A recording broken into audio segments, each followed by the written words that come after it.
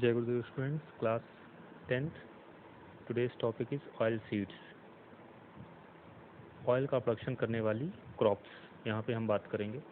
Major crop is groundnut, mustard, coconut, sesamum, soybean, castor seed, linseed and sunflower.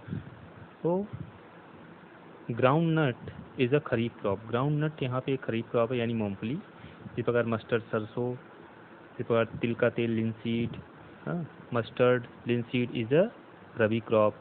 अब यहाँ पे अगर हम बात करें सीसमम, तो यहाँ पे जो सीसमम है ये तुम्हारा खरीफ क्रॉप है नॉर्थ इंडिया में, और रबी क्रॉप है ये साउथ इंडिया में। तो ये इस वजह से एग्ज़ाम के लिए इम्पोर्टेंट हो जाता है। इसी प्रकार कैस्टूर हमारा जो है both rabi and kharif crop, यानी कैस्टूर जो है रबी और खरीफ क्रॉप दोनों है। India was the third largest producer of oil seed after China and Canada in 2008। अगर 2008 की बात करें तो भारत थर्ड नंबर पे लार्जेस्ट प्रोड्यूसर था ऑयल सीड्स का, चाइना और कनाडा के बाद। और अगर करंट का डेटा है तो उसको तुम लोग नेट पे सर्च कर सकते हो। Many variety of oil seeds are given on about 12% cropped area of the country, यानी देश के 12% क्रॉप्ड एरिया में हमारा ऑयल सीड की वैरायटी ग्रो की जाती है। और उसमें से भी देखा जाए तो सबसे ज़्यादा जो हमारा है groundnut is a major oil seed producer.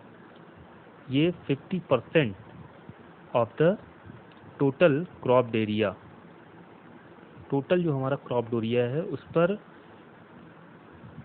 50% हमारा ग्राउंड नट ग्रो किया जाता है। तो Gujarat is the largest producer of groundnut, और गुजरात सबसे ज़्यादा प्रोड्यूस करने वाला है हमारा ग्राउंड नट, आंध्र प्रदेश और तमिलनाडु के बाद।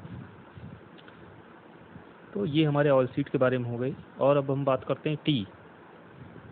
अब हम यहाँ पे बीवरेज क्रॉप की बात करेंगे, यानी कि ऐसी क्रॉप्स जिनको हम पीने के रूप में इस्तेमाल करते हैं। तो बीवरेज क्रॉप में टी हो गई, कॉफ़ी हो गई। तो यहाँ पे केवल टी और कॉफ़ी का ही डिस्कस करते हैं। तो ये T, it is a plantation crop. This introduced in India by British, और ये ब्रिटिश के द्वारा भारत में लाई गई। कल्टीवेशन सीजन इज़ एनुअल, और ये साल भर की फसल होती है। Deep and fertile, well drained in soil rich in humus. काफ़ी फर्टाइल सॉइल चाहिए। ड्रेन्ड सॉइल, ड्रेन्ड का मतलब होता है ऐसी जिसमें पानी न रुके, ठीक है। और ह्यूमस यानी जिसमें ह्यूमस काफ़ी हो, ऐसी soil. Temperature is 10 degree Celsius to 30 degree Celsius. तो ये इसका टेम्परेचर होना चाहिए। तो ये हमारी टी क्रॉप हो गई।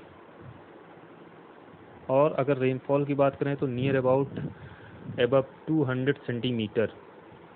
और रीजन, और इसमें कौन कौन रीजन है ज़्यादा टी क्रॉप के? असम, वेस्ट बंगाल, त्रिपुरा, तमिलनाडु। और it is a labour intensive crop. Labour intensive यानी इसमें ज़्यादा मजदूरों की, लोगों की आवश्यकता होती है। India is the third largest producer of T after China and Turkey. Turkey और चाइना के बाद सबसे थर्ड पे हमारा प्रोड्यूसर है इंडिया। कॉफ़ी की बात करें, बीवरेज क्रॉप ये भी है, तो it is also plantation crop and temperature is 22 degree to 24 degree Celsius.